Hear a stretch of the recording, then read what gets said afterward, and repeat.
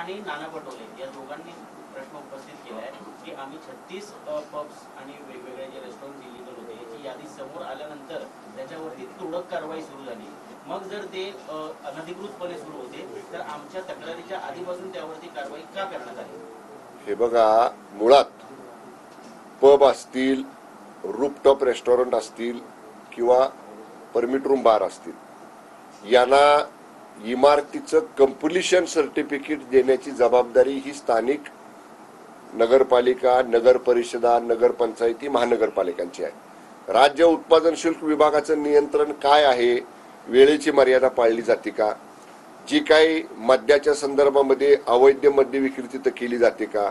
या ठिकाणी तिथं काही गैरव्यवहार म्हणजे मद्याच्या ह्याच्यामध्ये काय बाकीच्या काही ड्रग्ज वगैरे अशा पद्धतीचे कुठं सापडतात का? या गोष्टी तपासण्याची जबाबदारी राज्य उत्पादन शुल्क विभागाची आहे।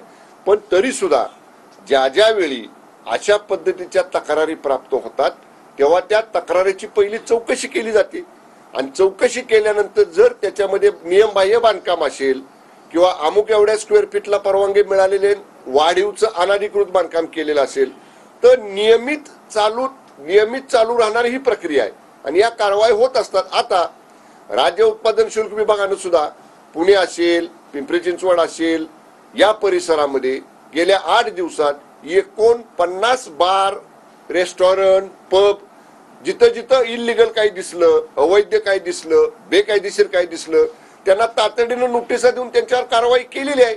त्यामुळे कुठेही कोणालाही पाठीशी घालण्याचा प्रश्न येत नाही। जितेंद्र आव्हाडांनी आरोप केलेले आहेत, माझ्यामागे मधू लावून अग्रवालांना वाचवण्याचं काम सरकार करते। वंदनीय परमपूज्य भारतरत्न डॉक्टर बाबासाहेब आंबेडकरांचा फोटो कोणी फाडला? तो त्यांना कोणी फाडायला लावला नाही आव्हाडांना, त्यांनी स्वतःहून त्वेषात आवेशात येऊन फाडला ना। मग असं स्वतः चूक करायची आणि कुठलं तरी प्रकरण वळवायसाठी माझ्यावरती लावलं, तुम्ही स्वतः केलंय, आता केलंय तर निस्तरलं पाहिजे। त्यामुळं स्वतः करायचं आणि त्याच्यापासून पुन्हा लोकांचं लक्ष दुसरीकडे जायचं म्हणून सांगायचं की माझ्या मागं काहीतरी लावतायत। तुमच्या हातानं तुमचे कोणी हात धरले नव्हते ना फोटो फाडायला, तुम्ही तुमच्या हातानंच फाडले, नंतर तुम्ही म्हणला सुद्धा माझ्याकडनं चूक झाली म्हणून। त्यामुळं आता आव्हाडांना हे बघा, त्यांनी केलेली चूक ही प्रचंड महामोठी चूक आहे। ज्या परमपूज्य डॉक्टर बाबासाहेब आंबेडकरांची प्रतिमा आपण पुजतो, त्याचं पूजन करतो, त्यांना अभिवादन करतो, त्यांची प्रतिमा फाडणं म्हणजे हे पूर्ण भारत देशाचा अपमान हा आव्हाडांनी केलेला आहे। त्यामुळं देशातली जनता आव्हाडांना कधीच माफ करणार नाही। अभिजित पानसेने एक व्हिडिओ ट्विट केलेला आहे सर, का त्यांनी मोठा खुलासा केलाय।